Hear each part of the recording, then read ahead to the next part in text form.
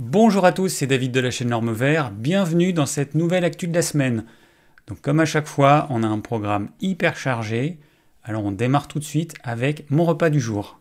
Alors j'ai commencé avec une jolie assiette de crudités, on ne peut pas mettre plus de couleurs, une belle assiette rouge avec des tomates cerises du jardin, sur le dessus on a un petit peu de betterave rouge. Vous avez également de la salade verte, qu'est-ce qu'on a, la courgette râpée, encore et toujours. Et puis j'ai dû mettre un petit peu de fenouil qui est caché quelque part, un petit peu de roquette caché avec la salade. Et puis voilà, et avec ça je mets à peu près 4 cuillères, 4 à 5, ça dépend de la taille de la salade, des fois elle est un peu plus volumineuse. 4 à 5 cuillères à soupe de ma sauce. Donc s'il y a 5 cuillères à soupe, je pense que ça fait 4 cuillères à soupe d'huile d'olive. Ensuite en plat, qu'est-ce qu'on avait? Eh bien on avait un mélange de choux avec, j'essaie de réidentifier ce qu'il y a sur l'image, avec des feuilles de... Alors c'est un chou, je ne sais plus comment il s'appelle, mon maraîcher il fait ça, c'est un chou, je ne sais plus le nom. Voilà, c'est pas le chou blanc classique ou le chou vert, c'est un autre chou, qui est plus doux en fait.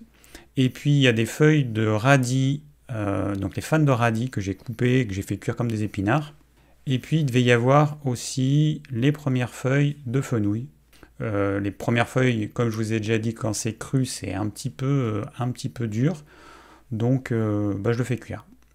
Avec des épices, alors un mélange d'épices que je fais, je prends mes épices en grains, je mixe tout ça, je passe à la passoire parce qu'il reste toujours des morceaux un petit peu durs, et ça me fait un mélange qui change à chaque fois. En protéines animales, on avait une saucisse basque, faite par mon boucher évidemment. Voilà, donc ce qui est pas mal quand on suit un régime cétogène avec la charcuterie, mais la bonne charcuterie, sans additifs, uniquement de la viande, des épices et du gras, c'est qu'il y a du gras. Aujourd'hui, la mode, c'est de manger des morceaux maigres, et dans ce type de charcuterie, on va avoir du gras. Donc c'est quand même pas mal quand on suit un régime cétogène, parce que c'est inclus directement dans le repas. Voilà, dans mes légumes cuits, je rajoute également du gras pour la cuisson. Je fais cuire tout doucement l'étouffé, donc les légumes ils grillent pas. Cuisse à l'étouffé, donc l'étouffé c'est 100 degrés maximum. Et en dessert, on avait un verre d'eau. Pas de dessert évidemment. Bon, les petites informations à partager. Bon, comme toujours, j'ai un groupe Facebook qui s'appelle Bien manger avec David. J'ai également fait un podcast de cette actu de la semaine que vous pouvez écouter dès maintenant. Tous les liens, évidemment, ils sont dans la description. J'ai fait également un live il y a quelques semaines sur le régime cétogène et régime low carb. Et je demande à certains de participer à la réalisation du plan de ce live. Donc c'est simple, il y a un lien dans la description du live. Vous réécoutez le live et vous remplissez timecode, enfin le temps, et puis vous mettez de quoi j'ai parlé. Voilà, c'est tout simple. Ça va assez vite. Alors, quelles sont les nouvelles? Je vais faire prochainement une vidéo avec Salomé. Alors Salomé, que certains connaissent, elle accompagne les gens dans l'alimentation carnivore cétogène. Et donc, elle m'avait laissé un message sous une vidéo, là récemment, on a échangé. Et puis je me suis dit que ce serait pas mal qu'on fasse des vidéos, en fait il y aura plusieurs vidéos ensemble, parce que elle a une expérience dans le régime cétogène et le régime carnivore que je n'ai pas. Alors ce qu'on a prévu de faire pour le moment, c'est de faire une vidéo, un live. Une vidéo, un live. Avec la vidéo, vous allez avoir toutes les informations techniques sur le régime cétogène, le régime carnivore, régime low carb, différence entre tous ces régimes, et puis toutes les questions qu'on peut se poser. Et ensuite, on va faire un live, et de cette façon-là, on pourra répondre à vos questions en direct. Alors, Salomé, elle a écrit un livre aussi, donc je ne savais pas, elle me l'a dit il n'y a pas longtemps. Voici le livre de Salomé, Keto mon amour. Alors c'est un livre que je n'ai pas encore lu, que je vais lire prochainement. Elle y décrit son parcours face à l'anorexie et à la santé qu'elle a retrouvée grâce à l'alimentation cétogène. Voilà, donc si vous avez envie de le lire, n'hésitez pas.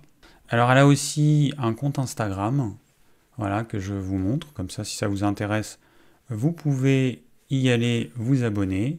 Donc il y a évidemment des photos, il y a également des vidéos. Alors Salomé, elle accompagne les gens vers un régime carnivore cétogène. Donc si ça vous intéresse, n'hésitez pas à la contacter. Et de toute façon, vous allez nous voir tous les deux très prochainement. Alors, autre petite annonce. J'ai appris il n'y a pas longtemps que YouTube avait changé certaines choses. Alors ça part d'un bon principe qui est de limiter les fausses informations concernant la santé, l'alimentation et tout ça. Sauf que il se base sur le courant officiel qui a tendance à nous amener vers une alimentation de plus en plus végétale, et avec toujours les fausses croyances, comme quoi les acides gras saturés sont responsables de toutes nos maladies, que le gras animal c'est pas bon, que la viande c'est pas bon. Voilà, donc du coup toutes les chaînes qui vont parler de régime cétogène, qui vont parler d'une alimentation différente du courant officiel, elles vont être impactées, elles vont avoir un trafic qui va être réduit, elles vont avoir moins d'abonnés, moins de vues sur leurs vidéos. Donc j'ai appris que la chaîne de Johan Super Keto s'est rendu compte de ça. La chaîne du Dr Berg, il a fait une vidéo il n'y a pas longtemps, il y a quelques semaines, où justement il dit qu'il s'est rendu compte que sur des mots-clés comme régime cétogène, alors c'est une chaîne, une chaîne américaine, sur certains mots-clés sur lesquels il était bien placé, quand on tape dans le champ de recherche de YouTube, par exemple régime cétogène, maintenant il n'apparaît plus. Voilà, donc, ma chaîne, c'est le cas, je me suis rendu compte que le nombre d'abonnés mensuels diminuait.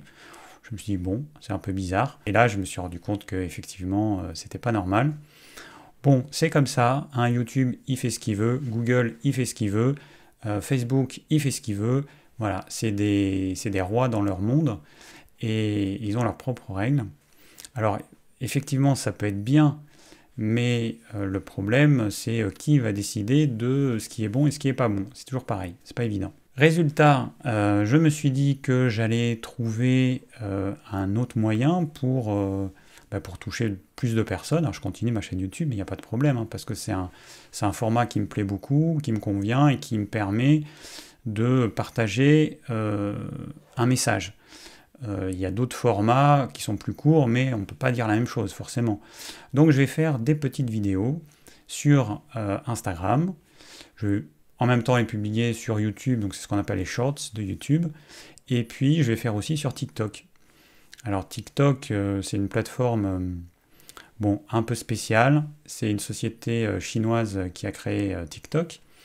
Et tout se passe bien sur TikTok tant que vous ne parlez pas du Tibet, tant que vous ne parlez pas des Ouïghours, tant que vous ne parlez pas du gouvernement chinois qui n'est pas très démocratique, voilà, etc., etc. Donc il y a les sujets qui fâchent la Chine. Si vous en parlez, votre vidéo disparaît.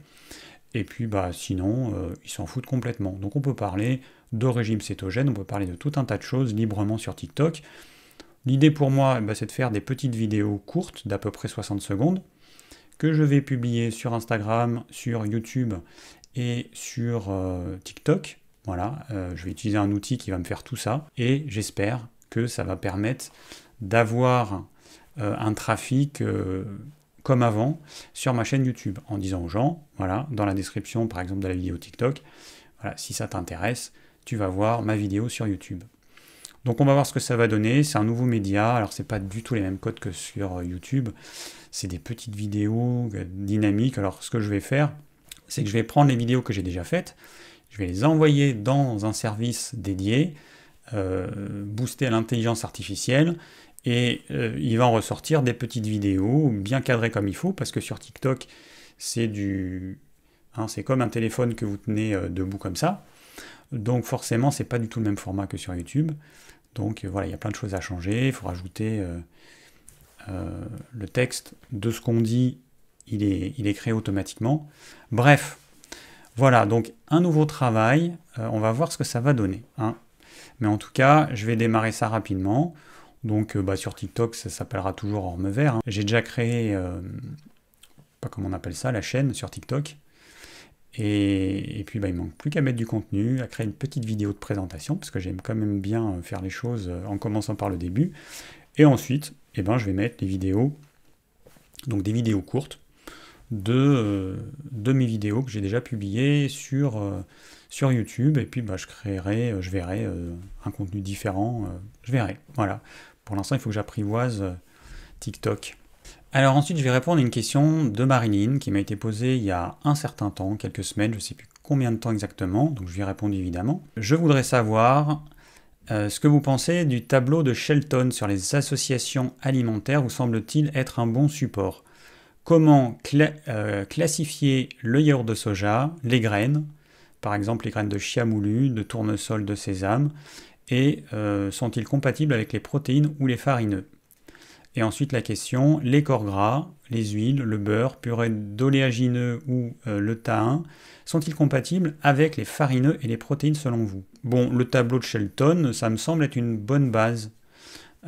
Alors pour répondre à sa question, le yaourt, c'est une fermentation lactique, donc c'est acide, donc on évitera avec les farineux féculents. Les graines, c'est soit des céréales, soit des oléagineux. Mais bon, dans celles que Marilyn cite, eh bien, ce sont plutôt des oléagineux, donc oléagineux, donc c'est riche en huile. Et puis bon, généralement, les oléagineux sont des graines qui sont prises en petite quantité, donc a priori, ça pose pas de problème avec les protéines ou les farineux féculents. Et les matières grasses, c'est compatible avec les protéines et les farineux féculents. Alors là, on parle juste de compatibilité. Après, vous savez que si vous mangez farineux féculents, alors farineux féculents, c'est tout ce qui contient de la farine ou des féculents, des pommes de terre, du riz, des pâtes, du pain et tout ce que vous voulez. Bon, si vous mangez une plâtrée de pâtes avec beaucoup de gras, c'est évident que vous allez avoir un niveau de glycémie qui va être relativement élevé et que ça va vous faire stocker et l'excédent de glucides et l'excédent de gras. Donc, ok, c'est compatible en termes de digestibilité. Par contre, point trop n'en faut, point trop ne faut de gras si vous mangez des farineux féculents. Et puis inversement, si vous mangez beaucoup de gras, donc si vous mangez cétogène, ou à tendance cétogène, ou à tendance low carb, attention, pas trop de farineux féculents. Alors je lui ai également répondu que, au lieu de se demander si tel aliment est compatible avec tel autre aliment, parce que ça peut être un petit peu long, parce qu'il y a toujours des exceptions, il faut rester sur les bases. Les acides, les aliments acides sont incompatibles avec les farineux féculents. Je vous ai expliqué 1000 fois pourquoi. Tout simplement parce que cette acidité va neutraliser l'action de l'amylase salivaire qu'il y a dans la salive, sachant que cette amylase salivaire, pour pouvoir être active, elle a besoin d'être en pH neutre ou très légèrement acide. Plus on va vers l'acidité, donc plus on descend en pH 7, c'est neutre, pH 6, c'est légèrement acide, et plus on descend, plus l'aliment est acide, moins l'amylase salivaire sera active. Et à pH 3 ou 4, elle n'est plus du tout active. Vous retenez ça, dès qu'un aliment est acide, vous évitez avec les farineux féculents. Donc n'oubliez pas, il y a les fruits, il y a les yaourts, il y a le citron, le vinaigre, la sauce tomate, les tomates évidemment, etc. Ensuite, les fruits se digèrent le mieux dans un estomac vide et ils vont donc avec aucun autre aliment et surtout pas avec les oléagineux comme c'est souvent conseillé. Ils peuvent éventuellement être consommés avec les légumes crus. Un oléagineux, c'est un aliment hyper complexe avec des glucides complexes, avec du gras et avec des protéines végétales. Donc ça demande du temps et ça demande à être digéré, notamment les protéines végétales dans l'estomac pendant un certain temps. Ça demande à être prédigéré par la salive pour ce qui est des glucides complexes. Donc si vous mettez un fruit, l'acidité du fruit elle va neutraliser l'amylase salivaire, donc bye bye la digestion des glucides complexes. Et puis si vous mettez un fruit avec ses oléagineux, le fruit qui lui n'est pas censé rester dans l'estomac, il doit juste transiter par l'estomac puisqu'il n'a pas besoin d'être digéré au niveau de l'estomac, vu que ça contient de l'eau et du sucre, en gros, et de l'acidité. Donc, résultat, il va être emprisonné avec les oléagineux, les amandes, les noix, les noisettes, et forcément, ces oléagineux, ils vont être mal digérés. Ensuite, on a les légumes cuits. Alors, ils sont compatibles avec tous les aliments, sauf les fruits. Donc, on peut les manger avec des légumes crus, avec des protéines animales et avec des farineux féculents. Ensuite, pour ce qui est des protéines animales et des farineux féculents, on doit les consommer en quantité inverse, idéalement, pour une digestion optimale. Soit vous prenez une quantité de protéines animales, comme ce que je vous ai montré dans mon assiette du jour tout à l'heure, avec pas ou peu de féculents, soit vous prenez un repas avec beaucoup de féculents, alors c'est pas ce que je conseille, mais à ce moment-là, prenez peu de protéines animales. Bon, quand on est jeune, généralement on digère tout plutôt bien, quoique la nouvelle génération c'est pas le cas, mais généralement quand on prend de l'âge, la digestion devient de plus en plus laborieuse, c'est plus difficile, et à ce moment-là on doit faire attention.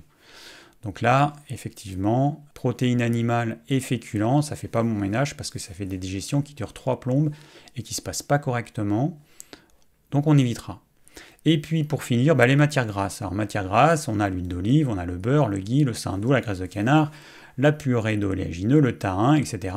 Ça c'est compatible avec les protéines animales et les farineux féculents, tout simplement. Bon voilà, c'était un petit rappel.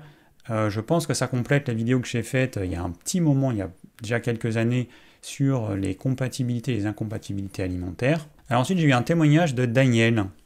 J'ai connu comme toi une période de réflexion sur mon alimentation il y a environ 1 an. D'abord, manger plein de légumes, ce n'était pas agréable pour moi, je n'aimais pas. Ensuite, j'étais en bonne santé, mais j'avais tout de même plein de petits soucis.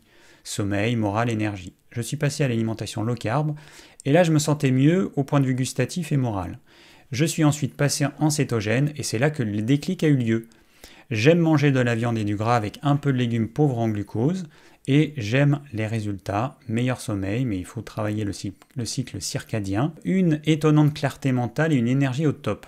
En plus, je n'ai plus envie de sucre, plus de compulsions alimentaires, le jeûne devient facile car on a moins faim, le plus difficile est l'adaptation, mais lorsque c'est fait, on peut sans problème faire des écarts à condition bien sûr que ce soit exceptionnel. Alors à ce propos, donc là on parle du régime cétogène, ça me fait penser à une chose. Donc en parlant avec Salomé, dont je vous ai parlé tout à l'heure, elle me disait que quand elle mange du foie, elle sent le sucre dans le foie.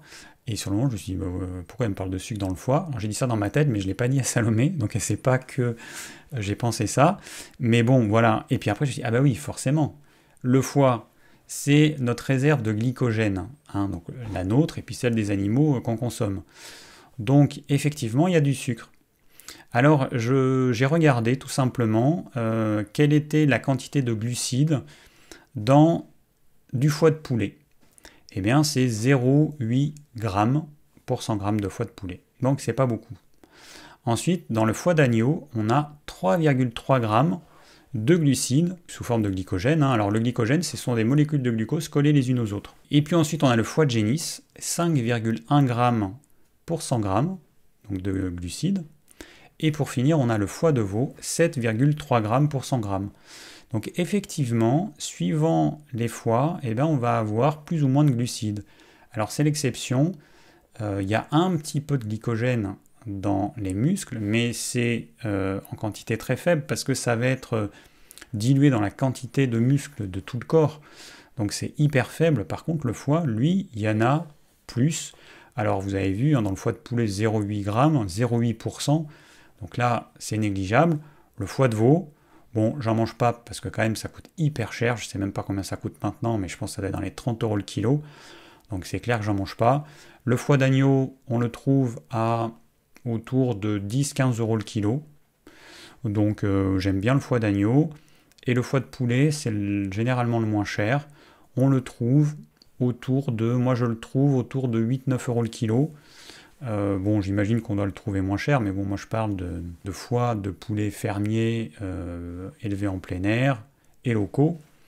Je parle pas des trucs de merde industrielle. Voilà, donc c'était une petite remarque quand même pour que vous ayez conscience qu'on trouve des glucides dans le foie des animaux. Voilà, c'est un peu l'exception. Alors ensuite, je vais vous parler d'un film que j'ai vu, que j'ai trouvé pas mal du tout, qui s'appelle Le Bleu du Caftan. Alors le synopsis, Halim est marié depuis longtemps à Mina, avec qui il tient un magasin traditionnel de caftan dans la médina de Salé au Maroc. Le couple vit depuis toujours avec le secret d'Halim, son homosexualité, qu'il a appris à terre. La maladie de Mina et l'arrivée d'un jeune apprenti vont bouleverser cet équilibre. Unis dans leur amour, chacun va aider l'autre à affronter ses peurs. Alors c'est vraiment un beau film, je l'ai vu en version originale parce que j'ai trouvé que le doublage en français il était pas top. J'ai bien aimé comment il traite de l'homosexualité, c'est tout en suggestion, c'est des regards, c'est... Vraiment j'ai bien aimé, voilà. Alors c'est un film qui est lent par rapport à ce à quoi on est habitué, mais moi j'ai bien aimé, c'était vraiment sympa. Et puis ensuite je vais vous parler d'une série que j'ai vue, Alors voici Les Fleurs Sauvages. Alors c'est pas une série comique, hein. Après un tragique et mystérieux incendie au cours duquel elle perd ses parents, la jeune Alice Hart, alors âgée de 9 ans, part vivre avec sa grand-mère June dans une ferme de fleurs. Elle y apprend que sa famille cache bien des secrets. Alors c'est l'histoire de femmes qui ont été battues, agressées. Voilà, moi j'ai regardé parce que j'ai vu qu'il y avait Sigourney Weaver, donc c'est une actrice que j'aime beaucoup, que je connais depuis que je suis gamin. Je l'avais vue dans Ghostbusters, elle avait joué dans Alien. Voilà, c'est une actrice que j'aime beaucoup. Bon, pour les plus jeunes, ça va être Avatar. Mais voilà, donc c'est pour ça que j'ai voulu voir cette série et que j'ai bien aimé. Et puis pour finir, hein, l'émission Enquête de santé, les secrets de l'alimentation anti-inflammatoire. Alors, on le voit sur la photo, quand on parle d'alimentation anti-inflammatoire, dans la pensée officielle, eh ben, c'est des légumes, des légumineuses, hein, puisque dans le documentaire, ils faisaient des pois chiches. Donc, pour eux, l'alimentation anti-inflammatoire, eh ben, on diminue très fortement les acides gras saturés parce que apparemment c'est à l'origine des problèmes inflammatoires. On diminue très fortement les protéines animales et surtout les viandes. On va aller vers du poisson gras, vers des légumes, vers des fruits, beaucoup de végétaux. Et voilà, donc pour eux, c'est ça l'alimentation anti-inflammatoire. Alors effectivement, quand quelqu'un passe d'une alimentation ultra transformée avec plein d'additifs, parce que justement, il parle d'un certain nombre d'additifs, dont certains épaississants et émulsifiants qui vont dissoudre le film protecteur qu'il y a dans nos intestins. Et ce film protecteur, il empêche les bactéries qu'il y a naturellement dans l'intestin d'aller sur la paroi de notre intestin, sachant que cette paroi, elle est épaisse que d'une couche de cellules. Donc autant vous dire qu'il suffit qu'on ait un petit peu l'intestin poreux, et donc c'est le cas d'à peu près de tout le monde, pour que une partie de ces bactéries rentre, des déchets microbiens également, et puis des déchets alimentaires. Résultat, tous ces déchets ils vont passer dans le sang et ça va créer une inflammation chronique à l'origine de plein de problèmes. Alors oui, ça va aider quand on passe d'une alimentation ultra transformée à une alimentation avec des produits bruts, effectivement ça va aider. Mais ce qui va se passer chez une partie des gens, c'est que leurs problèmes, en fait, ils vont être diminués, mais ils ne vont pas disparaître. Ils vont continuer à conserver leurs problèmes, et dès qu'ils font un petit écart, ils vont être pliés en deux. Parce qu'en fait, ce n'est pas suffisant. Évidemment, ils ne tiennent pas compte des lectines qu'il y a dans les végétaux, qu'il y a dans les céréales et dans les légumineuses.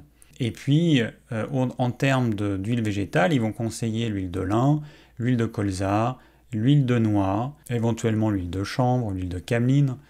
Toutes ces huiles qui contiennent des oméga 3 végétaux en quantité plus ou moins importante. Donc qui dit oméga 3 végétaux dit acides gras extrêmement fragiles à l'oxygène de l'air, à la lumière et à la chaleur.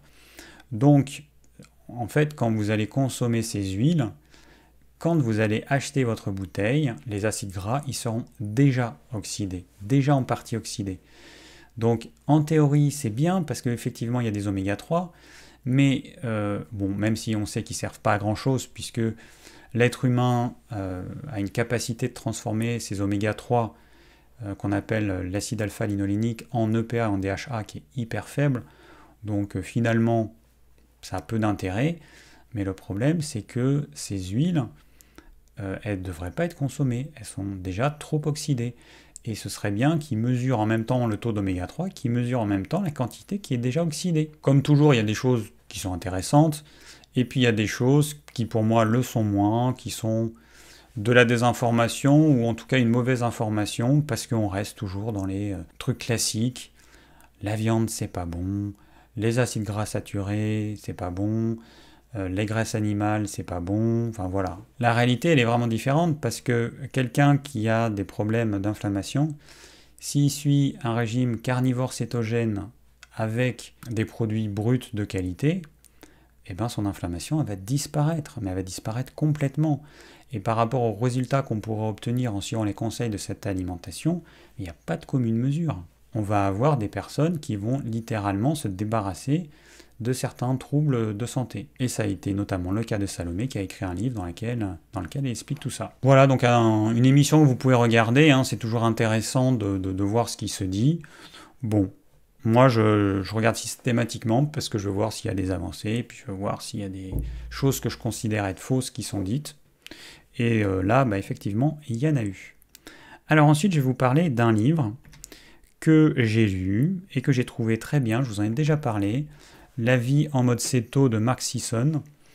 Alors j'ai pris des petites notes. Bon, j'ai pas lu 50 livres. Pour l'instant, sur le régime cétogène, j'en ai lu 3. C'est déjà pas mal pour commencer. Si je devais vous conseiller un livre, c'est celui-là. Parce que je trouve qu'il explique vraiment bien les choses. Alors après, il y a évidemment d'autres livres. Par exemple, il y a le livre de Joanne Camaretta et Nora Tellis. Donc elles ont écrit un livre sur le régime cétogène qui s'appelle Révolution cétogène, adapter votre métabolisme, changer votre vie. Alors que j'ai pas encore lu, que je vais acheter. Alors il n'existe pas en e-book, c'est dommage. Je ne pourrais pas le lire sur ma liseuse et puis prendre des petites notes. Faire des soulignements et après je peux extraire tout ça et avoir que ce qui pour moi est le plus intéressant. Donc là, avec un livre papier, c'est un peu plus de travail, mais bon, c'est pas grave. Je vais quand même le lire. Donc je ne l'ai pas lu, donc je ne peux pas vous dire comment il est. En revanche, j'ai déjà écouté pas mal de vidéos sur la chaîne Super Keto de Joanne, et je trouve que ce qu'elle dit, c'est vraiment très bien, c'est sensé, et puis c'est surtout qu'elle a une super expérience. Elle a presque 8 ans d'expérience de régime cétogène, donc c'est énorme. Donc voilà, donc ce livre, je vous en parlerai plus tard, mais à mon avis, il doit être vraiment intéressant. Alors, je vais vous lire un petit peu ce que j'ai écrit. Donc, quand on est dépendant des glucides, on mange souvent beaucoup plus de calories que ce dont on a besoin. Et en plus, cet excès de glucides, donc de glucose, ça va augmenter notre insuline et ça va nous empêcher de brûler l'énergie stockée sous forme de graisse. Ça, c'est embêtant. Après, il y a aussi un inconvénient avec les régimes riches en glucides, c'est qu'il faut respecter un horaire assez rigide de prise alimentaire pour maintenir un niveau d'énergie stable. Alors, je vous avais montré mes courbes de glycémie de cet été quand j'ai testé le capteur de glycémie. Dès qu'on mange des aliments riches en glucides, on a un pic de glycémie et ensuite on a un creux. Et quand on a ce creux, alors si c'est des fruits, ça va être 1 ou 2 heures après. Si c'est certains aliments glucidiques, ça va être 2 ou 3 heures après. Quand on a un creux, on a faim. C'est-à-dire qu'on a une baisse trop importante de glucose dans le sang parce que notre corps, il a vu qu'il y avait un pic, donc il produit une quantité massive d'insuline. Cette quantité massive, elle ne fait pas baisser le taux de sucre au niveau qu'il devrait avoir normalement, elle le fait baisser trop bas. Tout simplement parce que dans la nature et dans l'évolution de l'humain, il n'y avait pas de glucides concentrés comme ceux qu'on mange aujourd'hui, ou comme ceux qu'on mange depuis à peu près le 19e siècle. Donc ça fait à peu près, on va dire, 200 ans qu'on mange ce type de glucides, avec des glucides avec un index glycémique de plus en plus élevé. C'est quelques dizaines d'années qui se sont écoulées. Voilà, on a des aliments qui ne devraient pas être consommés par les humains. Donc voilà, à cause de ces pics et de ces creux, on est obligé de manger régulièrement, parce que sinon, on a faim, on est faible, on manque d'énergie, et donc ça nous oblige à manger 3, 4, 5 fois par jour, si on veut être à peu près bien. Après, le problème avec les glucides, c'est qu'ils vont favoriser la multiplication cellulaire intensifiée, comme il dit, l'oxydation, l'inflammation et une accélération importante du processus de vieillissement. Et tous ces phénomènes, on considère aujourd'hui qu'ils sont normaux, parce que quand on regarde autour de nous, c'est la majorité des gens qui ont tout ça. Il nous rappelle que l'organisme humain est conçu à la base pour vivre jusqu'à 120 ans dans de bonnes conditions. Bon, aujourd'hui, si on arrive à 80 ans avec plus ou moins de problèmes, hypertension, diabète, etc., problèmes articulaires, inflammatoires et tout ce que vous voulez. Voilà, ça c'est la réalité d'aujourd'hui. Donc ce qu'il faut comprendre, c'est que ce sont les glucides modernes qui vont favoriser cette suralimentation. Parce que s'il n'y avait pas tous ces glucides en quantité aussi importante, on n'aurait pas de problème pour brûler notre excédent, notre petite réserve de graisse. C'est ce qui se faisait avant en fait. Avant, on avait une période avec suffisamment de nourriture, on se faisait un petit peu de gras. Et puis ensuite, quand il y avait moins de nourriture, eh ben, on utilisait notre gras comme énergie. Donc si on a une alimentation qui est pauvre en glucides, et donc c'est ce qu'on appelle le régime cétogène, eh bien on n'a presque plus jamais faim. En fait, on n'a presque plus jamais faim, et on se protège des sautes d'humeur, des baisses d'énergie qui vont être générées par ces variations de glycémie et d'insuline. Et quand on est céto-adapté, l'utilisation des sources d'énergie, elle devient extrêmement efficace et on génère un minimum de radicaux libres. Et ça, c'est intéressant. On bénéficie également du processus d'autophagie, ce qui va induire un meilleur fonctionnement de nos cellules. Donc ça aussi, c'est top. Alors, il nous fait remarquer que plus on cède à la gourmandise, et moins on remarque les dommages qu'engendre cette alimentation malsaine. Et il prend l'exemple des fumeurs et des alcooliques qui finissent par plus vraiment ressentir le côté négatif ou de la cigarette ou de l'alcool. Et pour la plupart des gens, c'est la même chose. Ils deviennent de moins en moins sensibles aux effets toxiques des glucides qu'ils ingèrent. Le référentiel, c'est pas le bon. Et ils s'en rendent pas compte parce qu'ils ne connaissent pas un autre état. Le problème aujourd'hui, c'est qu'il y a beaucoup de gens, la majorité, qui ne veulent pas renoncer à consommer ces aliments plaisir parce que ça va les aider à se libérer du stress de la vie quotidienne. Et en mangeant cétogène et donc sainement, on va agir avec plus de raison et de réflexion au lieu de se goinfrer compulsivement d'aliments à base de céréales, de boissons sucrées, de desserts et de friandises. Et les fois où on décide consciemment de s'accorder une petite gâterie, on se rend compte qu'il suffit de peu pour se régaler. Et c'est normal, notre sensibilité, elle est exacerbée, notre sensibilité au sucre, parce qu'on n'a plus l'habitude d'en manger. Et du coup, il suffit de toutes petites quantités pour nous stimuler autant qu'avant. Donc du coup, ça aura un impact négligeable en termes de santé, déjà parce qu'on en mange peu, et puis parce que ça reste exceptionnel. Alors, un avantage important du régime cétogène, c'est qu'il est facile de jeûner ou de pratiquer le jeûne intermittent, parce que la faim générée par le manque de sucre n'existe plus. Il faut savoir également que l'hyperinsulinisme, c'est-à-dire le fait de produire beaucoup d'insuline, tout simplement parce qu'on mange beaucoup trop de glucides, cet hyperinsulinisme est générateur d'oxydation, d'inflammation et d'accélération de la multiplication cellulaire. Donc si on veut vivre bien et longtemps, il faut consommer peu de calories, en tout cas pas trop, sans avoir faim. Parce que le problème c'est ça, c'est la faim. C'est bien gentil de dire diminuer vos calories, mais si vous avez faim du matin au soir et que vous avez en tête qu'une idée c'est de manger, pas le faire pendant très longtemps.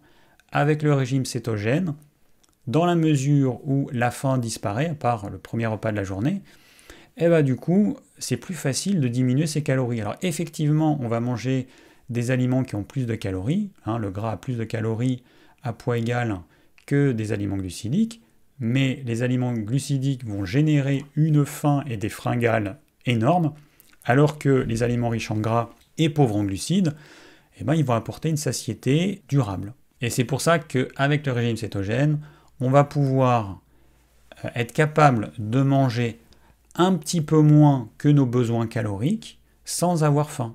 Alors que si vous mangez des glucides, mais c'est impossible. Il est important de comprendre que si on mange des glucides, on empêche notre corps d'utiliser la graisse en réserve comme énergie. On peut avoir 10 kg de réserve, 20 kg, 50 kg, 100 kg. Si vous mangez trop de glucides, votre corps il va continuer à stocker l'excédent calorique. Donc, vous avez beaucoup de réserves, vous mangez trop calorique parce que les glucides, c'est ce qu'ils vont faire. Vous allez manger trop de glucides et trop de gras. Et donc, cet excédent calorique, vous allez le stocker alors que déjà, les réserves, elles sont déjà plus que pleines. Donc ça, c'est un vrai problème.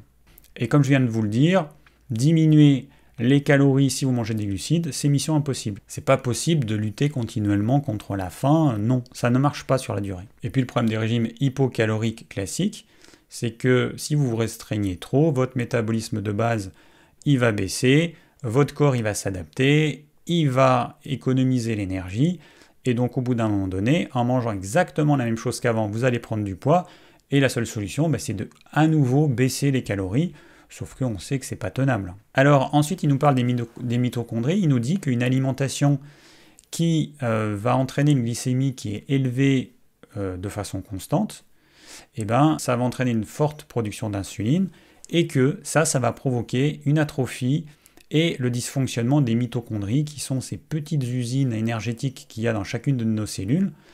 Il y en a une certaine quantité dans chaque cellule, plus ou moins. Et puis, ce glucose qui est présent en quantité trop importante dans le sang tout le temps, eh bien, ça va déclencher une réaction chimique qu'on appelle la glycation, où ce sont les molécules de glucose qu'il y a dans le sang qui vont se coller aux protéines du corps et les rendre inutilisables. Et donc ça va représenter des déchets que le système immunitaire va devoir éliminer. Et donc c'est ça notamment qui génère une inflammation chronique parce que le système immunitaire, il doit continuellement être en branle pour éliminer cet excès de molécules de glycation. Alors si maintenant on parle un petit peu d'évolution, on considère que l'humain, que nous sommes, est le fruit de 2,5 millions d'années d'évolution. Alors avant d'aller plus loin, il faut savoir que notre corps peut stocker le sucre sous forme de glycogène, j'espère que maintenant vous le savez, et qu'on a une réserve de glycogène d'à peu près 24 heures. Alors on se doute bien qu'au cours de l'évolution, si les glucides de l'époque, qui n'ont rien à voir avec ce qu'on a aujourd'hui, avaient été notre seule source d'énergie, on n'existerait pas, tout simplement.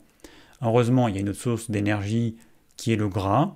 Notre corps peut en stocker de façon quasi illimitée, et même une personne mince, en fait, peut avoir plusieurs semaines de réserve d'énergie sous forme du gras qu'il a. Alors on entend souvent des personnes, genre les personnes qui prônent le régime HCLF, donc qui est riche en glucides, très riche en glucides et pauvre en gras, et qui disent toujours la même idiotie, qui montre qu'il faudrait peut-être que ces personnes ouvrent un livre de physiologie.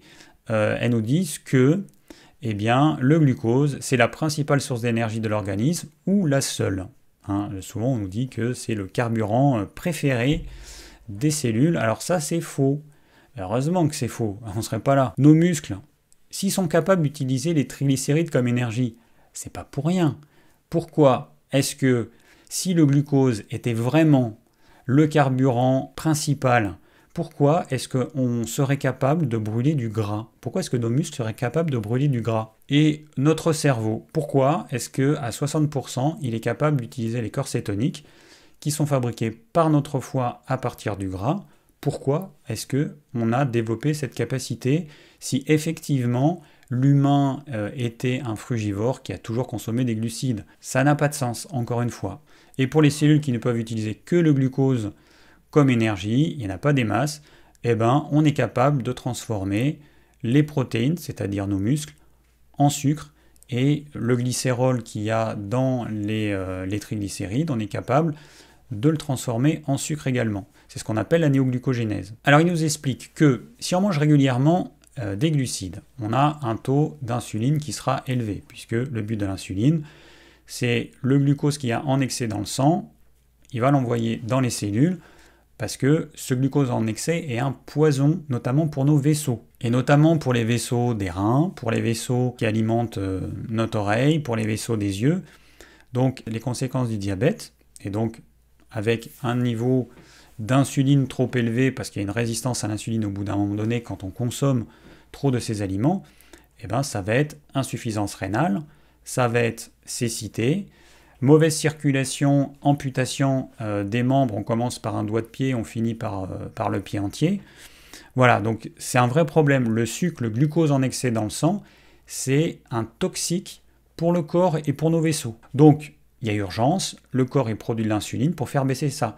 Mais si tous les jours vous apportez des glucides en quantité trop importante, votre niveau de glucose dans le sang il sera toujours trop élevé, votre insuline elle sera toujours trop élevée, l'insuline va faire rentrer cet excès de glucose dans les cellules, mais au bout d'un moment, les cellules elles sont pleines, elles en veulent plus.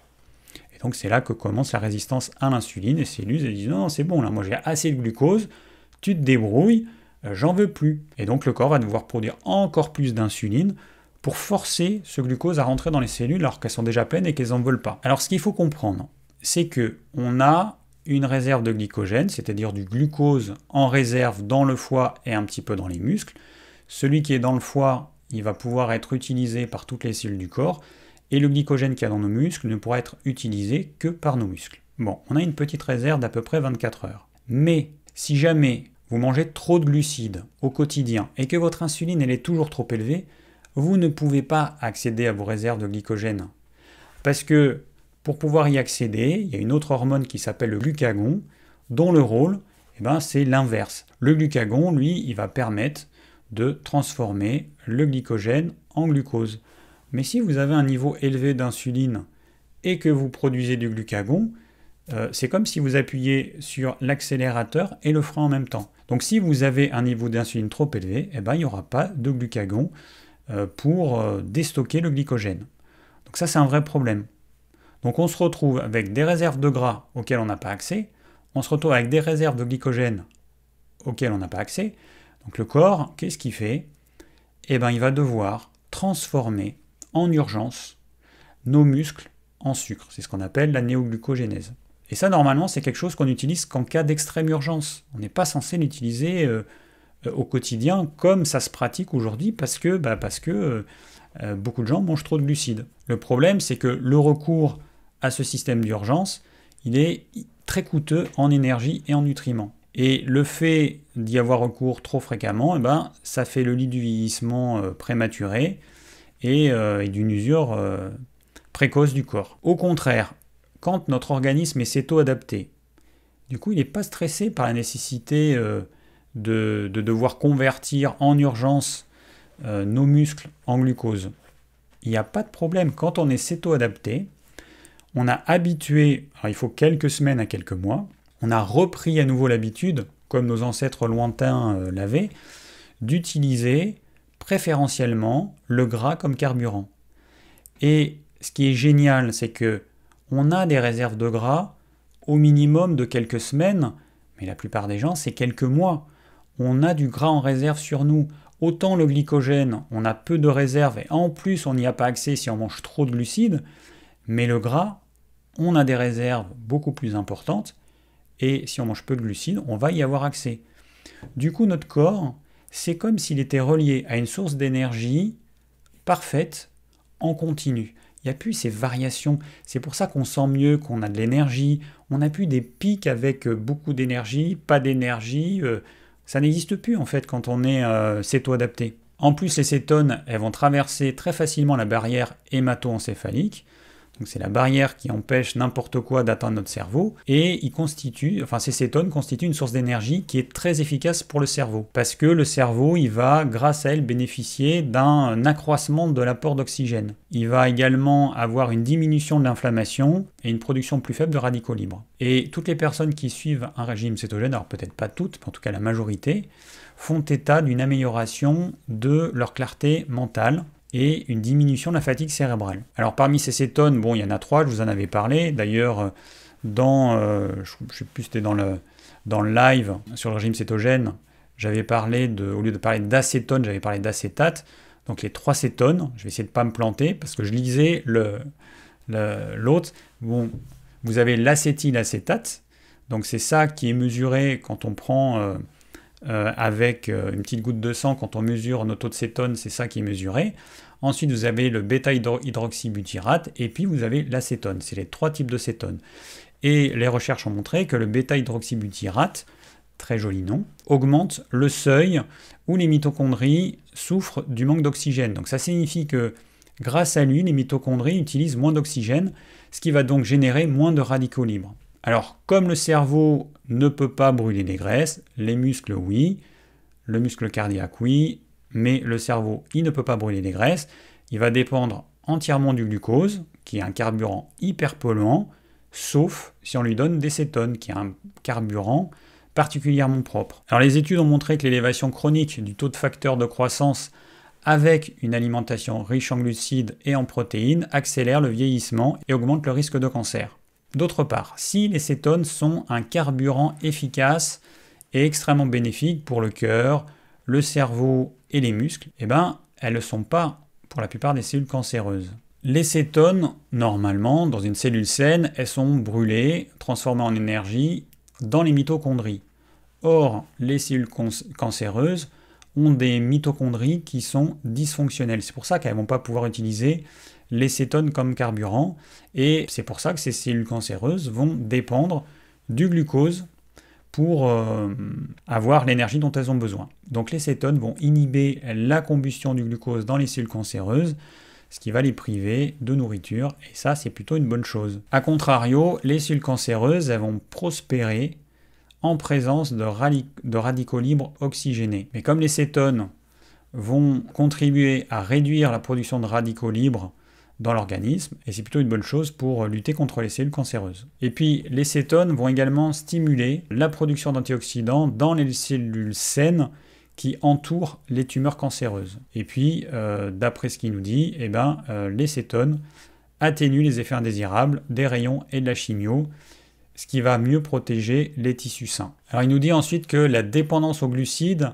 a des implications dont la portée va bien au-delà de l'infériorité nutritionnelle et de la rigidité métabolique. Alors donc là, c'est ces mots. Si on a du mal à mincir et qu'on est obligé de manger régulièrement des collations qui sont riches en glucides pour avoir suffisamment d'énergie, c'est qu'on est dépendant de ces glucides comme d'une drogue puissante. Alors il nous donne une définition du régime cétogène. Il nous dit « C'est un état métabolique généré par un apport faible en glucides.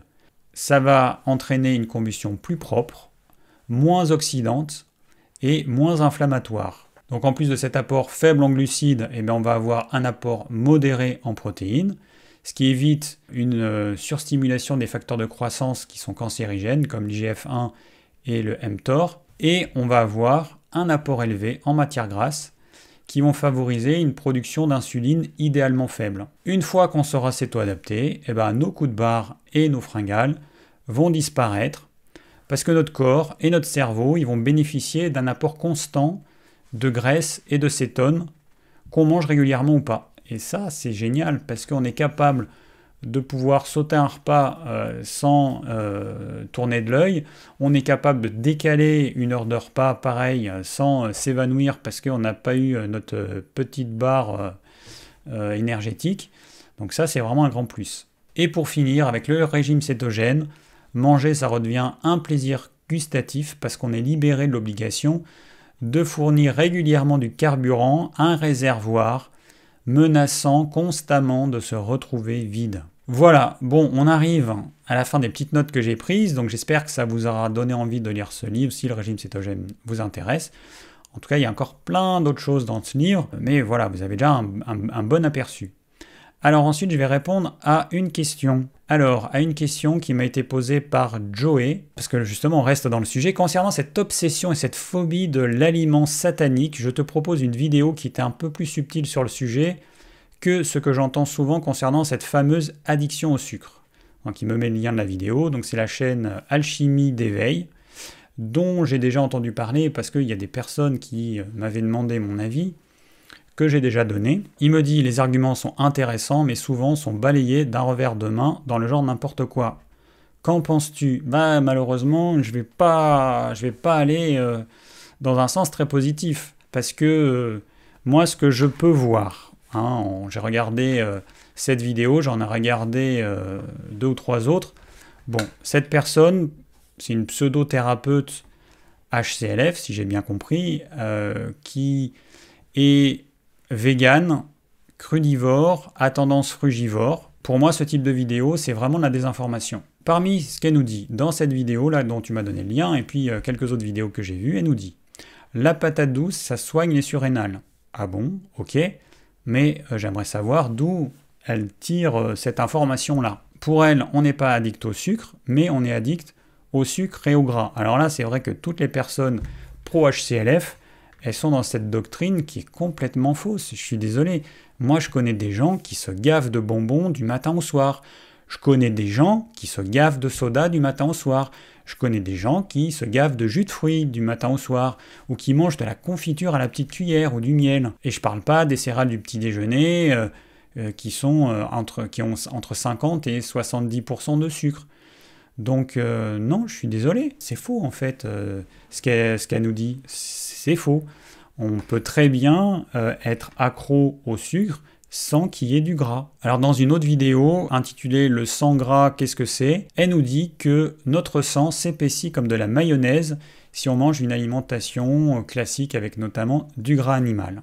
Bon, alors moi qui ai un régime cétogène, donc vous voyez ce que je mange protéines animales, du gras et des légumes. Je me pique. Aux dernières nouvelles, mon sang, c'est pas de la mayonnaise. Et quand on se fait une prise de sang, c'est pareil, c'est pas de la mayonnaise, mais c'est n'importe quoi ça. Désolé, j'ai dit n'importe quoi. Voilà, tu m'as dit.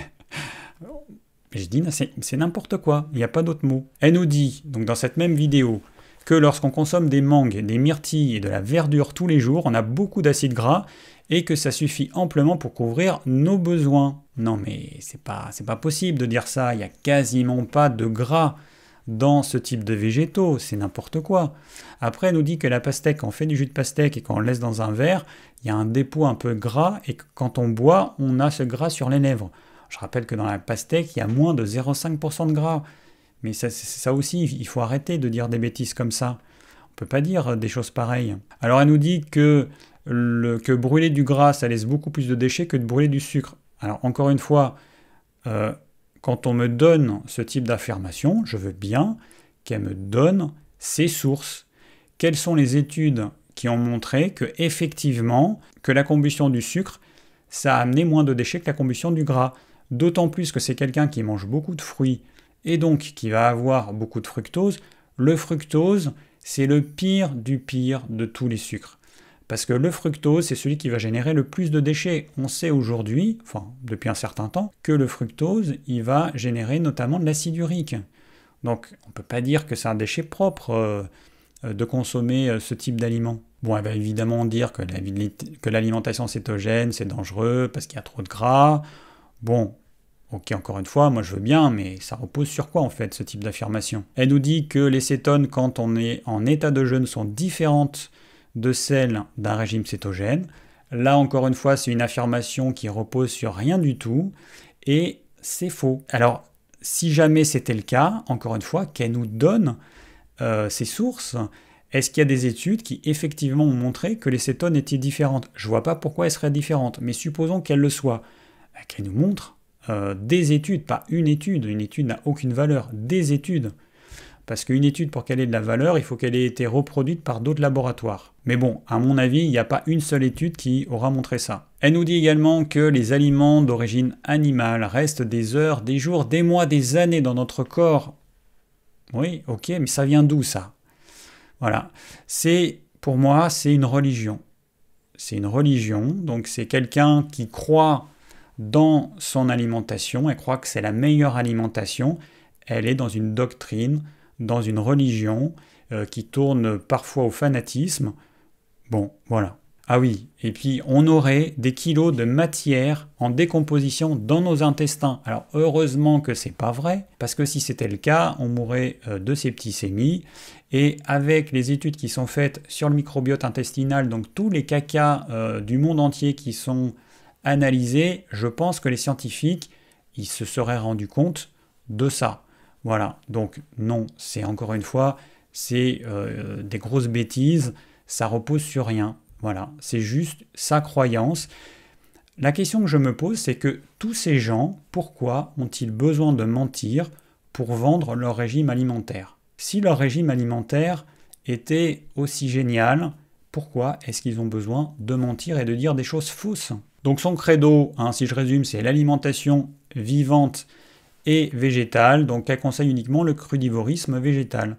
Et tout ce qui n'est pas ça, c'est dangereux pour la santé d'après elle. Bon, je l'invite à aller dire ça aux centenaires de toutes les zones bleues du monde, sachant que ces centenaires, 100% y consomment des produits animaux, 100% y consomment des aliments cuits. Voilà, bon, allez, un petit coup de gueule, parce que c'est vrai que quand il y a des bêtises aussi énormes, j'ai du mal à garder mon calme.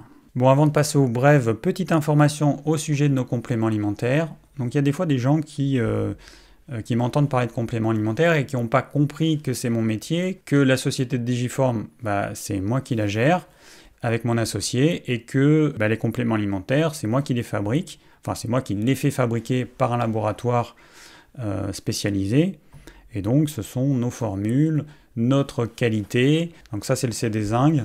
D'ailleurs, le CD-Zinc qui a été en rupture pendant quelques jours, et il est à nouveau disponible, voilà, on vient de le recevoir. Donc on fait plusieurs productions dans l'année de façon à avoir des produits frais. Alors c'est vrai que c'est pas très rentable, ce serait plus intéressant de faire une production tous les 2 ans, comme certains labos le font, donc sachant qu'un complément alimentaire il a une DDM en moyenne de 3 ans. On pourrait très bien faire ça. Bon, après, nous, c'est pas trop, moi, c'est pas trop ma philosophie. Donc, c'est vrai que c'est moins intéressant pour nous de faire plusieurs productions dans l'année, mais ça permet d'avoir un produit qui est frais.